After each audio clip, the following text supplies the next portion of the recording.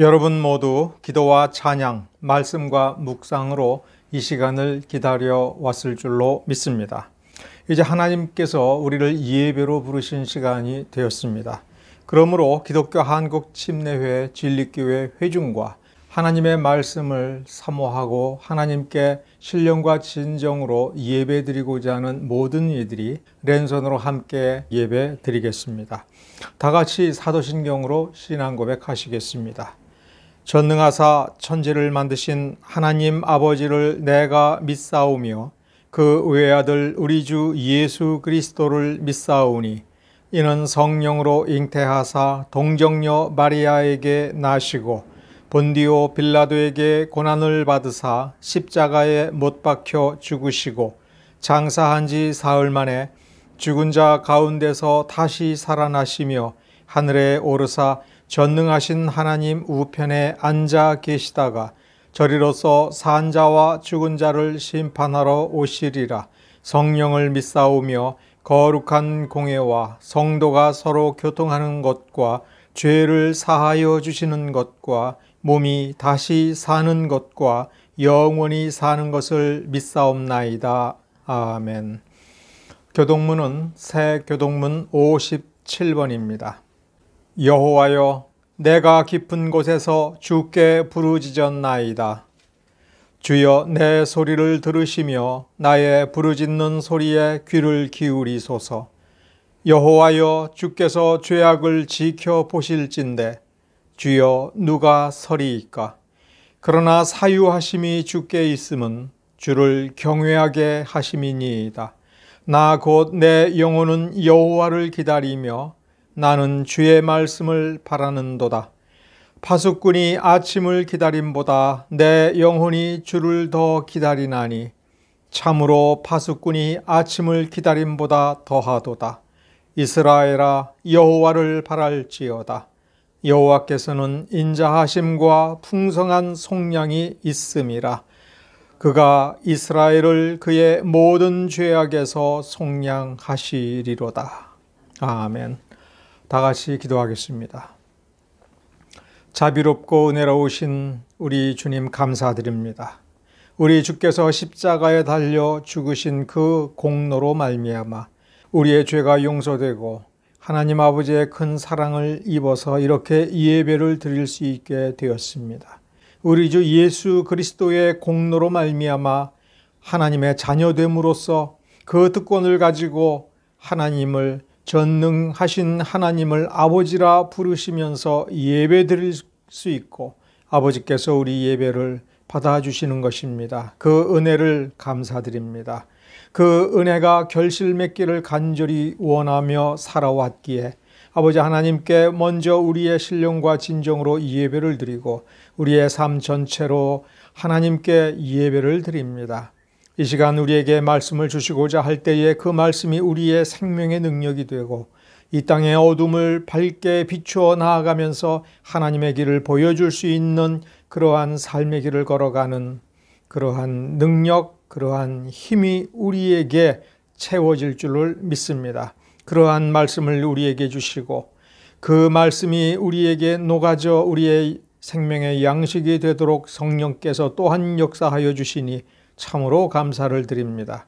이 시간 우리의 부족함에도 불구하고 여전히 죄의 습성이 남아있음에도 불구하고 하나님을 아버지라 부르며 저 천국에서 완전한 생명과 완전한 성화를 이루어서 하나님 아버지에 도달할 그날을 꿈꾸면서 그 비전을 바라보면서 예배를 지금 드릴 수 있음을 감사드립니다. 이 시간 우리가 하나님 안에서 살아있게 하여 주시옵소서. 예수 그리스도 안에서 강건하여질 수 있도록 도와주시옵소서.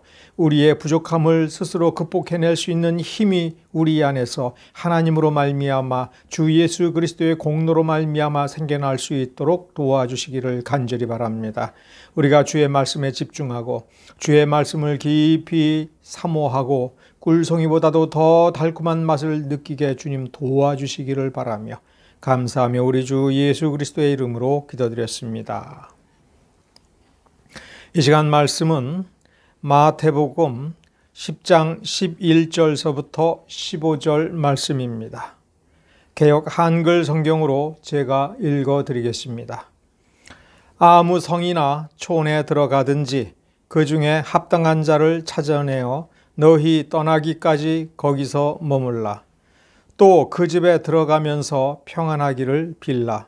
그 집이 이에 합당하면 너희 빈 평안이 거기 임할 것이요 만일 합당치 아니하면 그 평안이 너희에게 돌아올 것이니라. 누구든지 너희를 영접도 아니하고 너희 말을 듣지도 아니하거든 그 집이나 성에서 나가 너희 발에 먼지를 떨어 버리라. 내가 진실로 너희에게 이르노니 심판날에 소돔과 고모라 땅이 그 성보다 견디기 쉬우리라. 아멘. 11절서부터 15절 본문은 22절까지를 포함해서 전체의 가장 중요한 독자는 사도입니다. 예수님께서 사도에게 지침으로 주신 말씀이니까 여기에 합당치 아니한 자가 나오고 심판날에 소돔과 고모라 땅이 받은 것보다도 더 혹독한 심판을 받는다 할지라도 이것은 그 심판 받을 사람이 지금 이 본문에서 말씀을 듣는 자가 아니라 사도입니다. 사도에게 그 점을 명심하라고 한 것입니다. 그러나 여기에 매우 특별하게 소돔과 고모라에 대해서 언급을 하고 합당치 아니한 자의 운명에 대해서 언급하므로 우리가 이 부분을 별도로 다루어 보도록 하겠습니다. 먼저 우리 본문을 간단히 살펴보면 적어도 세 가지 특이점이 나타납니다. 첫째, 심판날에 소돔과 고모라 땅이 받은 심판보다도 그 멸망보다도 더 가혹한 심판을 받을 것이다. 둘째, 어떤 성이나 촌에서 찾을 수 있는 합당치 아니한 자가 이 가혹한 소돔과 고모라가 받은 것보다도 더 심한 멸망을 받을 것이라고 써있지 아니한 것입니다. 그러니까 우리는 이 본문의 문맥을 단순하게 불신자다.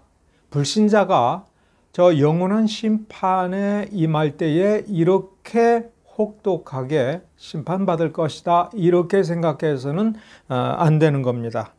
합당한 자라고 충분히 조사하여 찾아내서 사도들이 방문한 집입니다. 그러니까 그 집에 일단 들어간 것까지를 얘기합니다. 들어가면서 그 집에 평안을 빌라. 그런데 나중에 보니 합당치 아니한 자더라 라고 하는 것입니다. 사도들이 조사하여 그 집을 결정해서 들어갈 때까지는 사도들은 합당한 자라고 판단했다는 것입니다. 그래서 들어가 보니 합당치 아니한 자라고 하는 것은 하나님의 관점에서 또 사도들이 나중에 받은 결과론적인 어떤 상황을 놓고 보니 뚜껑을 열어보니 합당치 아니한 자라 하는 것입니다. 애초부터 합당치 아니한 자였으면 사도들이 그 집에 들어가지 않았을 것이고 15절과 같은 소돔과 고모라가 받은 것보다도 더 심한 멸망의 심판을 받을 일이 없는 것입니다. 그런 점에서 이 특이점이 있습니다. 세 번째로는 합당한 줄 알고 들어갔는데 뚜껑을 열어보니 합당치 아니했을 때에 그 집만 심판을 받는 것이 아니라 본문을 보면 그 성이나 그 촌락, 그 마을 전체, 그 공동체 전체가 심판을 받을 것이다 라고 써 있습니다. 그런 점에서 소돔과 고모라를 너희들은 다시 보라 이런 뜻으로 되어 있습니다. 이 세 가지 좀 전에도 말씀을 드렸습니다만 11절에서 15절 이 본문에서 이 내용을 염두에 두어야 될 사람은 사도들입니다. 그리고 22절까지를 보면 그 전체를 집약할 수 있는 가장 중요한 핵심 개념이 미움받을 용기 이렇게 얘기할 수 있습니다. 그러니까 사도들에게 이제 내가 너희를 미움받을 용기를 갖춘 미움받을 용기를 미움을 기꺼이 감당할 수 있는 그러한 멘탈과 용기를 가진 사람으로 내가 만들어 놓겠다라고 하는 의도가 여기에 있고 따라서 너희들은 핍박과 미움을 받아도 절대로 그 마음이 흔들리거나 약해질 필요가 없다. 기꺼이 감당하라. 그러한 강력한 멘탈을 가져라 라고 하는 것이 22절까지의 취지라면 여기에서 왜 그런가? 미움받을 용기를 기꺼이 가져라. 천하무쌍의 그런 용기와 담력을 가져라. 이렇게 말씀을 주시면서 왜 그런가 라고 할 때 이런 제자들이 가져야 될 그 사고의 틀, 인식의 그 지평, 그거를 설명하기 위해서 오늘 본문과 그 다음에 뒷부분의 어느 한 부분이 이렇게 결합이 되어서 그러니까 우리는 떨 필요가 없구나. 거절당해도 아무 상관이 없는 거구나. 오히려 거절당하는 것이 우리에게 유익하구나. 미움받는 거 너무나도 정상이구나. 미움 기꺼이 받아들이자. 그리고 우리의 멘탈이 결코 흔들리지 않도록 우리가 단단히 결심하자라고 하는 취지로 본문이 흘러가는 것입니다. 그러나 성경을 읽다가 보면 여기에 왜 이런 말씀이 있지? 라고 하는 그런 어떤 의문이 떠오르고 그 부분이 어떤 점에서는 매우 중요하고 우리가 교훈으로 받아들여야 될 어떤 것들이 있기 때문에 오늘은 이렇게 다루어 보도록 하겠습니다. 본문이 우리에게 주고자 하는 어떤 원리는 뭐냐면 지난주 서론적으로 언급한 것처럼 우리의 미래를 알고자 한다면, 그렇죠? 소돔과 고모라가 당한 것보다도 더 가혹한 심판을 당할 것인지 안 당할 것인지, 최종적으로 하나님께서 영광을 받으시고 기뻐함을 받으시면서 우리에게 이루 말할 수 없는 축복을 주실 것인지, 우리는 예수를 믿으니까 천국은 가겠다만 이 땅을 살면서 이 땅 위에서 우리가 이루는 것이 하나님의 축복으로 넘쳐나는 그 길을 가는지 안 가는지, 앞으로 우리가 어떻게 될 것인지에 대해서는 미래를 점치듯이 알려고 애를 쓸 필요가 없이 우리가 성경을 보면서 성경이 우리에게 주는 지혜, 성경이 우리에게 거울처럼 비춰 보여주는 우리의 옛 과거의 행적, 옛 모습을 분별력 있게 안목을 가지고 잘 살펴보면 거기에서 볼 수 있다 하는 것입니다. 그래서 우리가 미래에 대해서 어떤 예측을 할 때에 성경을 보고 그 성경에 비춰진 나의 모습을 볼 줄을 알아라. 그러면 거기에서 포인트로 딱 바라봐야 될 그 지점들을 살펴볼 필요가 있습니다. 결론적으로 당신의 운명은 당신의 과거를 보면 된다. 우리의 운명은 우리의 과거를 보면 된다. 우리가 어떻게 신앙생활을 했는지, 우리의 진짜 신앙의 행적이 올바른 것인지를 똑바로 볼 줄 알아야 된다. 똑바로 보게 되면 회개하고 고치면 되죠. 똑바로 보지 못하면 회개를 왜 해야 되지? 이런 의문이 오히려 들 뿐만 아니라 사람이 뻔뻔해지는 것입니다. 우리의 미래를 바꾸고 싶다면, 지금 내가 뭔가 불만족하고 하다면 우리가 과거를 돌이켜서 내가 오늘날에 이르기까지 이렇게 불만족스러운 행로를 걸어오게 만든 그 요소를 찾아내서 그 부분을 고치면 되죠. 그러니까 우리가 밤새 기도하면서 주여 주여 이렇게 얘기하는 것보다 그냥 냉철하게 눈 멀뚱멀뚱 뜨면서 속으로 깊이 생각하다가 내가 이런 식으로 살아왔구나. 내가 이 부분에서 이게 참다운 믿음인 줄 알았더니 이게 믿음이 아니었구나 라고 하는 걸 깨닫고 그 다음에 난 이제 이렇게 하면 안 되겠구나. 이걸 고쳐야지 하면서 노력하면서 고쳐가는 것이 어떤 점에서는 참다운 경건이며 참다운 회개이며 하나님 앞에의 헌신이라 하는 것입니다. 그러므로 무엇을 보아야 되는지를 알아야 한다 하는 것입니다. 무엇을 비판해야 되는지를 알아야 하는 것입니다. 그런 점을 위해서 우리 주님께서는 제자들에게 지혜롭고 순결하라. 뱀처럼 지혜롭고 비둘기처럼 순결하라. 그러니까 지혜롭고 순결한 지혜, 거룩한 지혜를 너희들 가슴속에, 머릿속에, 그리고 삶 속에 쌓아라 하는 것입니다. 우리는 단순부지해서는 안 됩니다. 막연한 기대감, 당위성에 속아서는 안 됩니다. 예를 들면 목사니까 경건하게 살겠지. 목사니까 욕심 없이 살겠지. 목사인데 그러면 돼? 이런 생각을 아무리 하더라도 경건한 목사가 되는 것이 아닙니다. 경건한 사람이 목사가 되어야 되는 겁니다. 경건한 사람이 장로가 되어야 되는 것입니다. 장로가 됐는데 경건치 못하다? 회개해야 되는 겁니다. 고쳐야 되는 겁니다. 빨리 수준 있게 좋은 성도가 되도록 애를 쓰고 장로다운 사람이 되고 목사다운 사람이 되도록 무지 노력을 해야 되는 것입니다. 그렇지 않고 욕심꾸러기이고 사리사욕을 쫓는 사람이 목사가 되고 장로가 되고 안수집사가 되고 심지어 서리집사라도 된다면 그것은 상당히 불행한 일이 되는 겁니다. 비겁하고 비굴하기까지 한 목사가 있습니다. 옛 성품을 고치지 못한 것이지요. 또 출세하기 위해서 목사가 된 사람이 있습니다. 목사가 되고 나서도 부귀, 영화, 영달을 추구하는 사람들이 있습니다. 하나님이 내 편이시다. 그러므로 내가 무슨 짓을 해도 된다. 어떻게든 내가 머리를 짜내서 영리하게 어떤 계획을 세우면 하나님께서 나를 도와주실 것이다 라고 상상하는 사람이 있습니다. 그래서 된 줄로 알고 그래서 더 되려고 노력하는 사람도 있습니다. 이 사람들은 과거를 돌이켜볼 줄 모르고 당연히 나는 집사니까, 나는 장로니까, 나는 목사니까, 당연히 하나님께서 복 주시겠다고 했으니까, 예수 믿으면 된다고 했으니까 라고만 생각을 할 뿐입니다.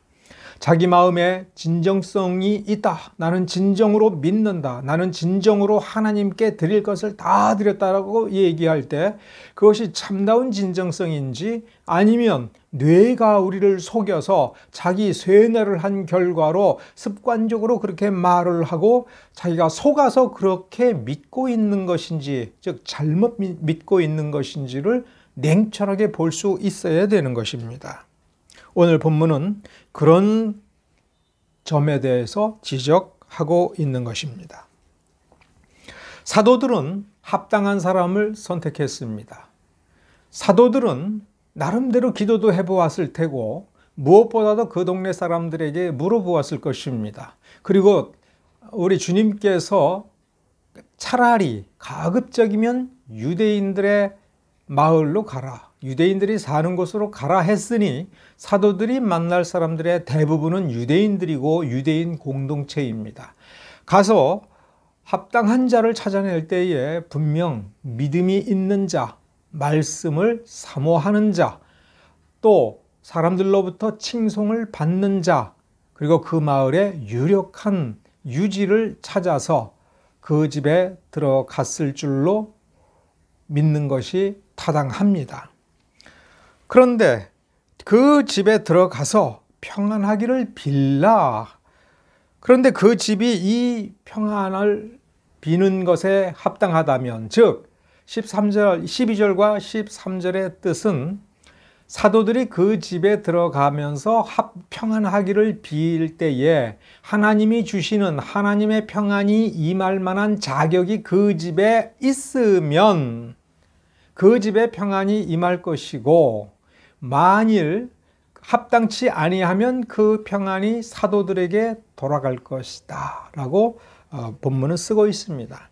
그러면 그 평안이 사도들에게 돌아갈 이유는 왜 그런가 라고 생각을 해보면, 그 집이 합당치 아니한다고 하는 것은 이 사도들을 거절하고 이 사도들이 증거하는 천국과 예수의 그 복음을 받아들이기를 거절을 하고, 심지어 단순히 거절할 뿐만 아니라 어떤 경우에는 유대인들이니까 아니 갈릴리 촌 것들이 뭐 아는 게 있다고 우리를 감히 가르치려고 하느냐, 우리 선생, 우리의 바리새인들이 당신들은 잘못되었다라고 가르쳤고, 또 우리가 보건대 바리새인들의 가르침이 맞는데 바리새인들과 다르게 가르치는 너희들은 사기꾼 아니냐, 이런 식으로 모욕을 주고 몰아내고 쫓아내서 오갈 데 없이 만들고 참 가슴 아프게 만들 경우가 있다 하는 것입니다. 그럴 때 마음이 얼마나 심란하겠습니까?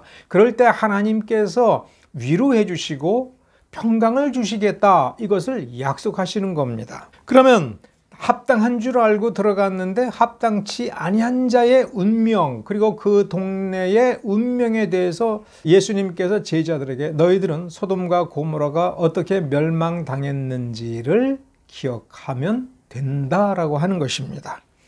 자, 그러면 우리는 여기서 소돔과 고모라는 왜 멸망당했는가라고 하는 것을 창세기 본문을 통해서 우리는 살펴볼 필요가 있습니다. 소돔성은 창세기 13장서부터 언급이 되어 있습니다만은 이 멸망에 대해서는 18장에 되어 있습니다. 소돔과 고모라가 왜 멸망당했느냐라고 할 때는 최근에 길게 보면 한 20년, 짧게 보면 한 10여 년 사이에 동성애 때문에 멸망됐다, 이렇게 얘기할 수 있습니다. 그런데 만일 그렇게만 보면 이 합당한 줄 알고 들어가 보니 그 집안 사람들이 동성애자였다라고 하는 것을 발견해서 그걸 갖고 뭐라고 하니까 그 집 사람들이 사도들을 쫓아낸 것으로 그렇게 해석이 될 수밖에 없습니다.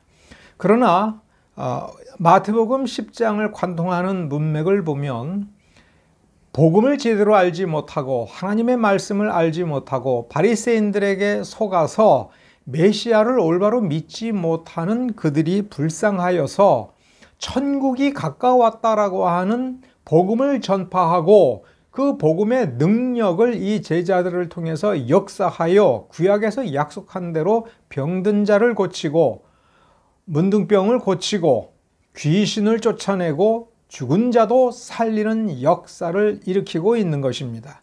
그러므로 동성애자만의 문제가 아닙니다.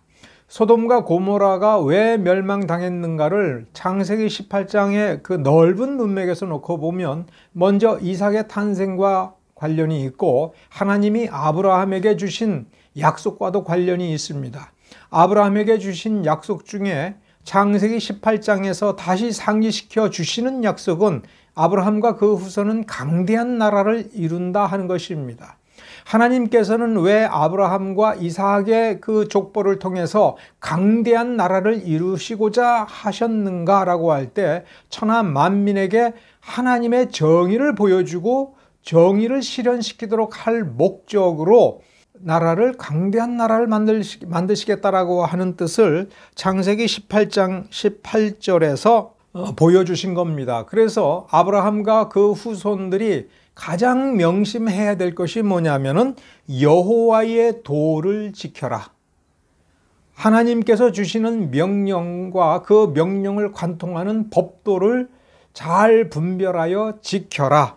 그러면서 그 결과로 뭐가 나타나야 되느냐면 여호와의 의와 공도, 공평과 정의가 나타나도록 살아라, 판단하라, 결정하라, 그렇게 애를 써라 라고 하는 뜻입니다. 그러면서 만일 여호와의 법도를 따르지 않고 정의와 공도를 행하지 아니하면 어떻게 되느냐 할 때에 그 운명을 일종의 샘플로서 보여주는 것이 소돔과 고모라라고 하는 그 두 도성의 심판입니다. 창세기 19장에 보면은 천사들이 롯을 만나서 롯의 집에 들어갈 때에 천사들이 그 멋지고 아름다운 모습이었는지 소돔성 사람들이 소동을 일으켜서 그 사람들을 내어놓아라 라고 롯에게 달려와서 소동을 일으키며 요구한 장면이 나옵니다. 그럴 때에 롯은 이 사람들에는 상관하지 마라. 우리 집에 온 손님이다. 너희들이 이렇게 원한다면 그러면 남자를 알지 못하는 내 딸들을 내어주겠다라는 아주 참남한 말을 했습니다. 롯은 참 잘못했습니다.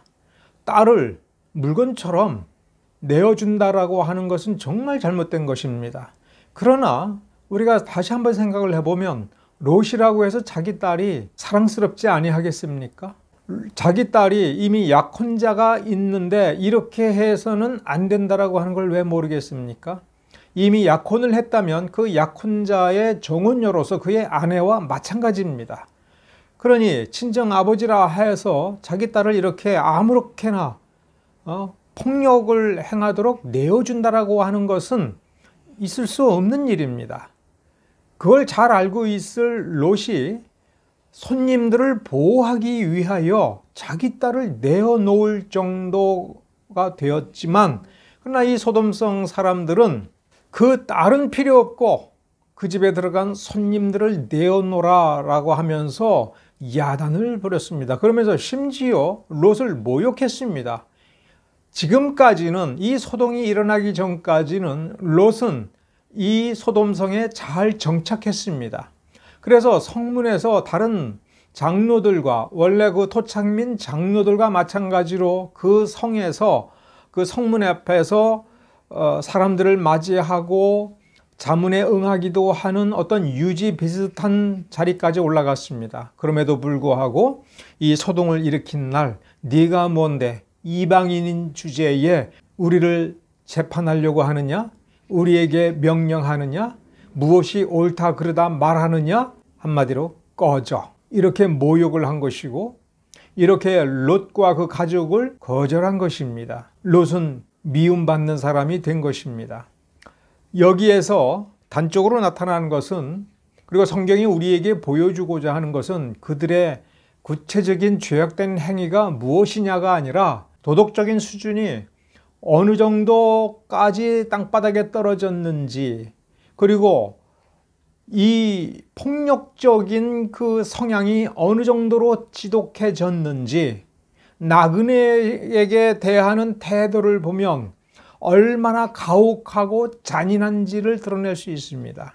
나그네니까 우리가 죽여도 누구도 모를 거야. 저 사람의 것을 다 빼앗아도 어떻게 할 거야 네가 감히. 이런 식의 태도인 겁니다. 그러면 이 성에 가난한 자, 고아, 힘없는 자가 얼마나 억울한 일을 많이 당했겠느냐 하는 것입니다. 그래서 그 앞에 이 천사들이 방문하기 전에 이 소돔과 고모라의 멸망에 대해서 아브라함에게 설명을 하실 때에 그 부르짖음이 하늘에까지 닿았다. 하나님이 들으시고 이제 조치를 취하지 않으면 안 되겠다라고 하나님께서 결정하시고 이 소돔과 고모라를 심판하기 위하여 천사들을 보낸 것입니다. 멸망의 천사들이지요. 그때 아브라함은 롯을 생각하고 그 성에 의인들이 있으면 의인들까지 다 심판을 당하는 것은 공평치 않지 않습니까? 이런 말로 하나님께 간구하고 하나님의 긍휼과 하나님의 자비로우심을 끌어내어서 구원받을 기회를 만들어준 것인데, 결과적으로 드러난 것을 보면 그들은 용납받을 만한 점이 없었다 하는 점입니다. 세 가지를 다시 한번 우리 생각해 봐야 됩니다. 첫째가 대단히 폭력적이었다. 낯설고 힘없고 의지할 데 없는 사람들에게는 지독하게 가혹했다. 둘째는 롯조차도 그 소돔성에 상당한 기여와 영향력을 행사하고 자리를 잘 잡았음에도 불구하고 결정적인 순간에는 이방인 취급하고 뜨내기 취급하면서 멸시하고 거절했다.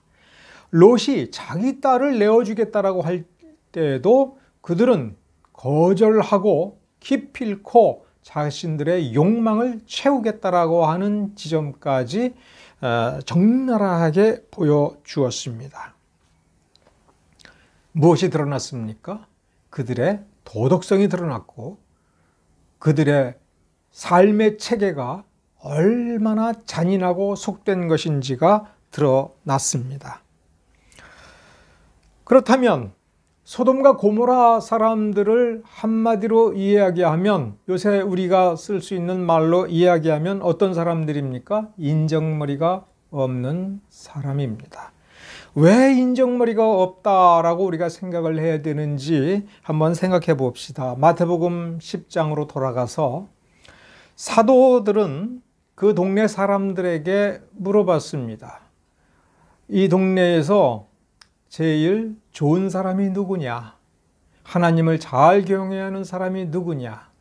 먹고 살만하게 살면서 나그네를 잘 대접하는 사람이 누구냐? 이런 식으로 물어봤을 것입니다.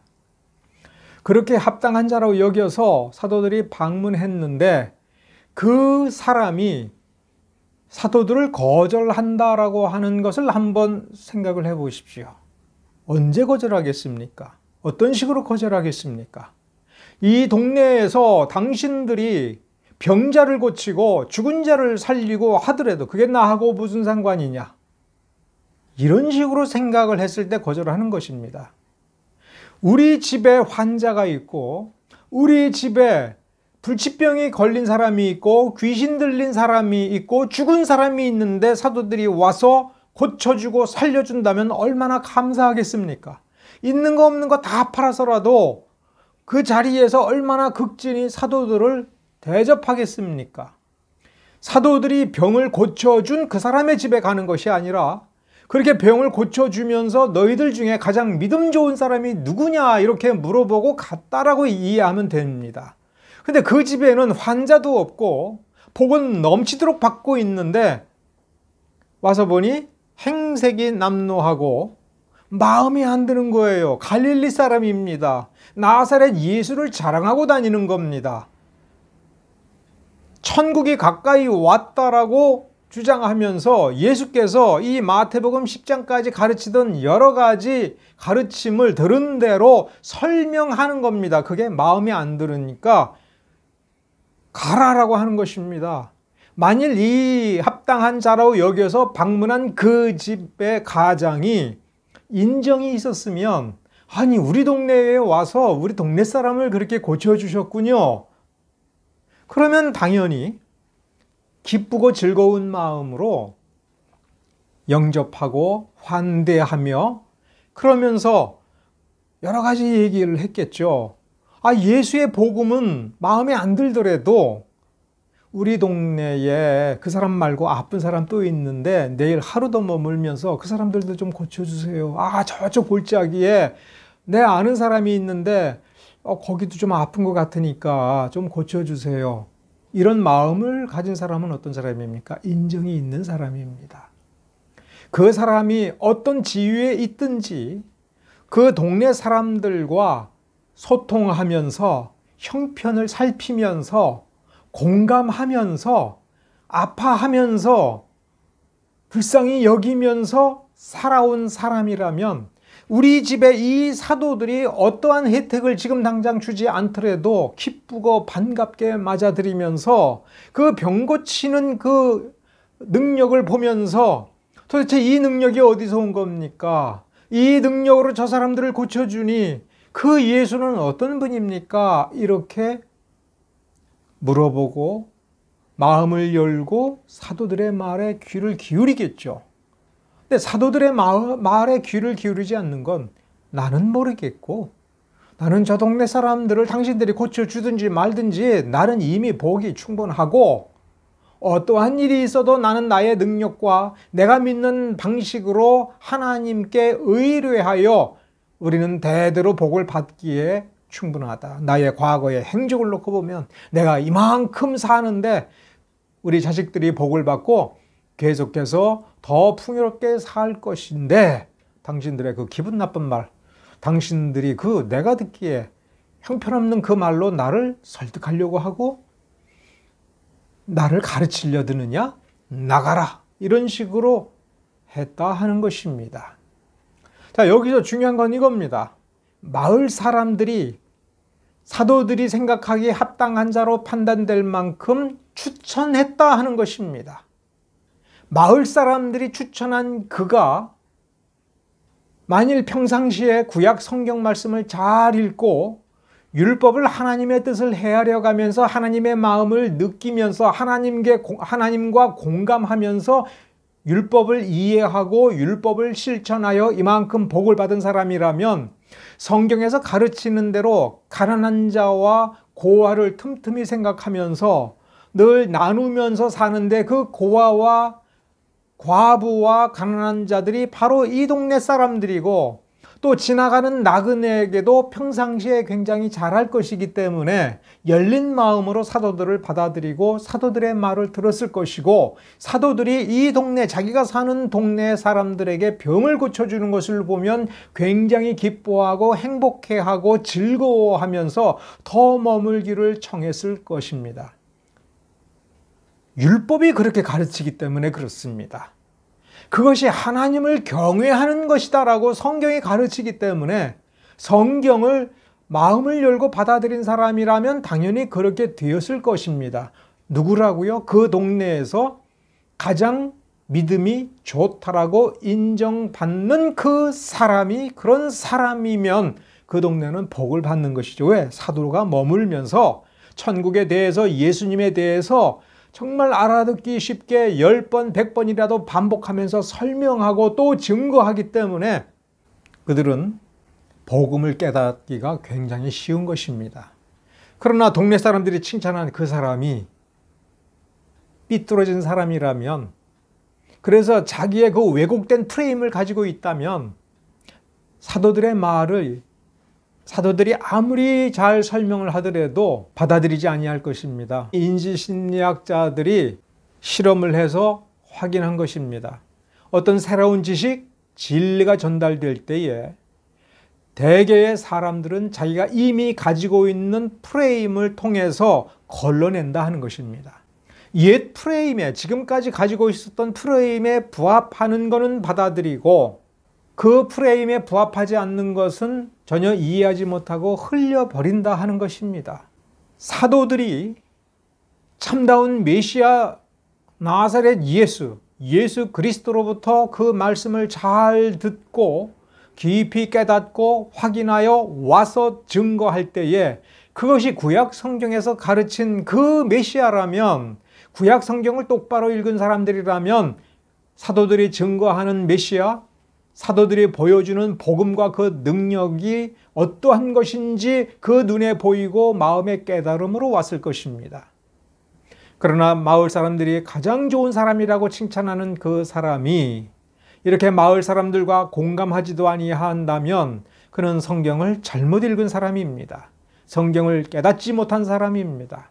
하나님이 주시고자 하는 말씀을 하나님의 관점에서 받아들이지 않고 그저 모양만 경건을 갖추고 모양으로만 제사를 드리고 바리새인들의 그 가르침이 왜곡된, 그 거짓된 가르침이 참인 줄을 알고 따라왔던 사람인 것입니다.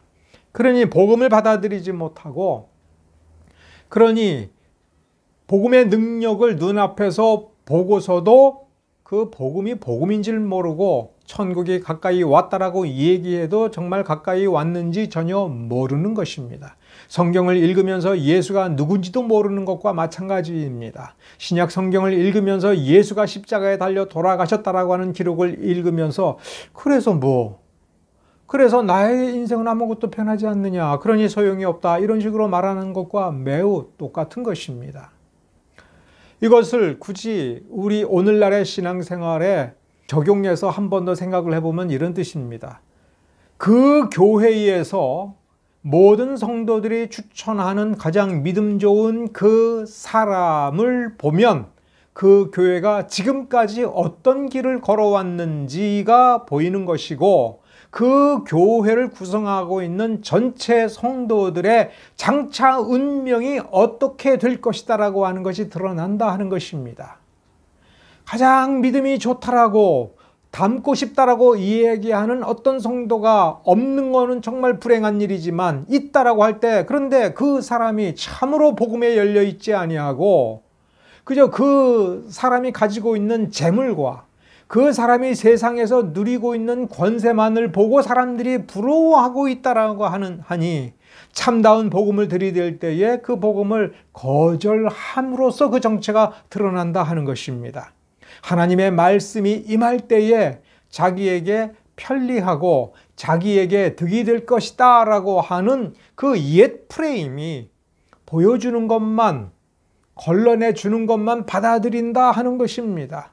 두고 볼 것도 없이 소돔과 고모라의 그 운명보다도 더 가혹한 심판이 그 앞을 기다리고 있다라고 하는 것입니다.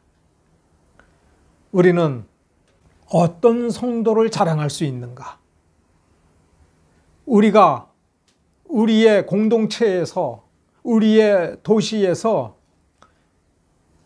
이렇게 참으로 하나님을 알고 올바로 하나님을 예배드리는 삶을 살아가고 진실로 하나님을 경외하는 사람이 여기에 있다라고 자랑할 사람이 있는가?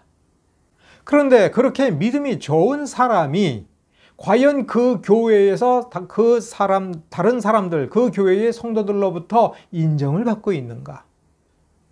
참으로 믿음이 좋은데 그 교회에서 인정받지 못한다고 하는 것은 그 교회 사람들이 믿음을 인정하지 않는 것이지요.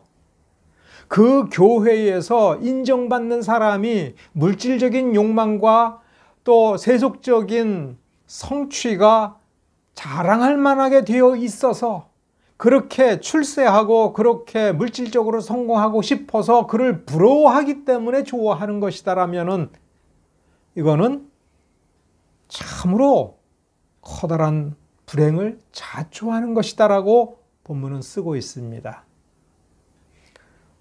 우리는 이것이 말씀에 부합하다.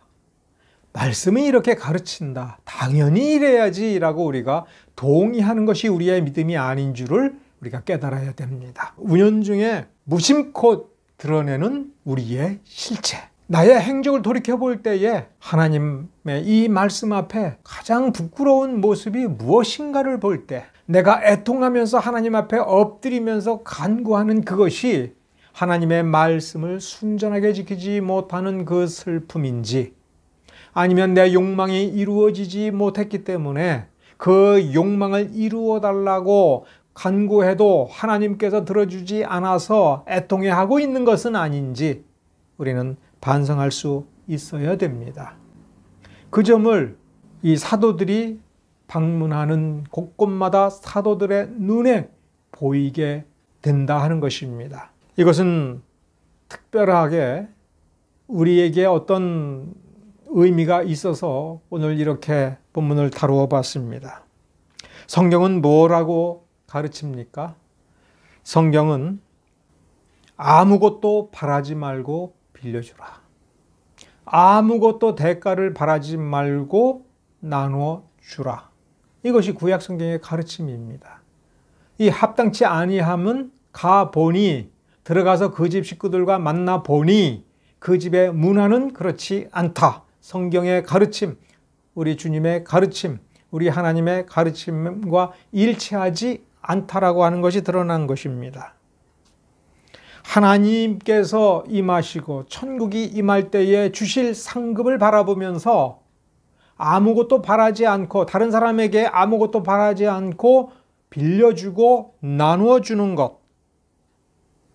마태복음 5장 42절 산상수훈에서 이미 주님께서 내게 구하는 자에게 주며 내게 꾸고자 하는 자에게 거절하지 말라. 사도들은 이 산상수훈의 이 말씀을 가지고 그리고 그 말씀을 실천하면서 거저 받았으니 거저 주라 하면서 마을을 찾아다니고 사람들을 만나면서 그들이 이 사도들이 머물 집 사람이 하나님이 주시는 평안과 하나님이 주시는 복, 하나님이 주시는 복음을 받아들일 만한 자인지 아닌지를 보는데 그 핵심이 이겁니다. 거절하지 말라.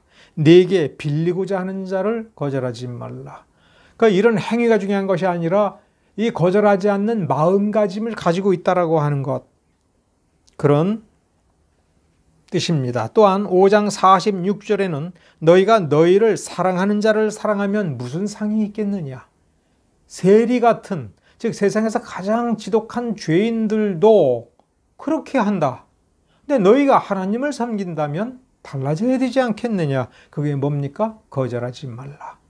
마태복음 25장의 양과 염소의 비유를 보면 거기에서 양과 염소를 가르는 가장 중요한 기준은 목마른 자에게 물을 주느냐.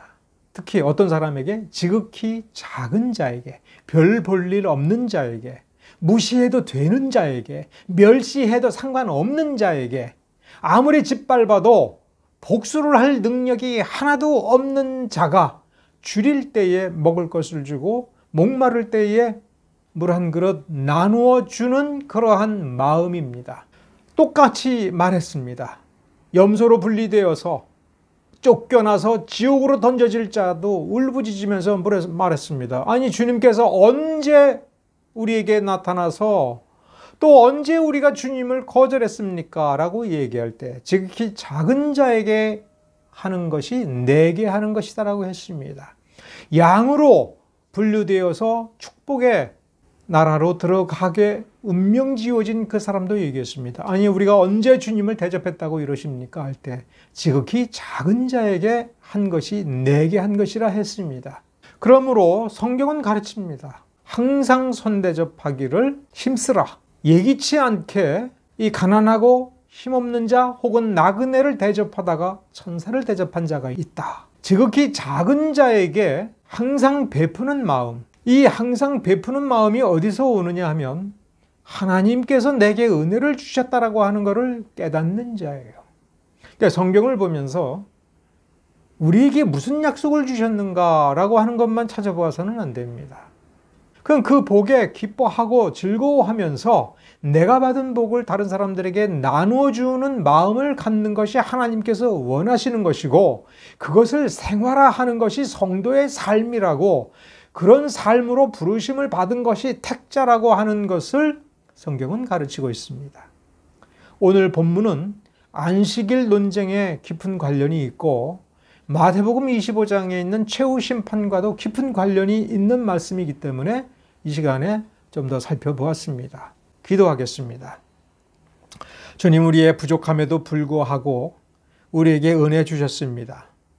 그런데 우리는 여전히 부족하다 하면서 더 큰 은혜를 달라고 할 때가 너무나도 많습니다. 은혜를 사모하는 것은 좋으나 은혜를 사모하다가 내가 아직 은혜를 못 받았다라고 하는, 내가 아직 불충분하다는 그 생각에 사로잡혀서 냉정하고 가혹하고 그래서 배은망덕한 때가 얼마나 많습니까? 그러한 우리 자신을 살펴보고 반성할 수 있도록 주님 도와주시옵소서.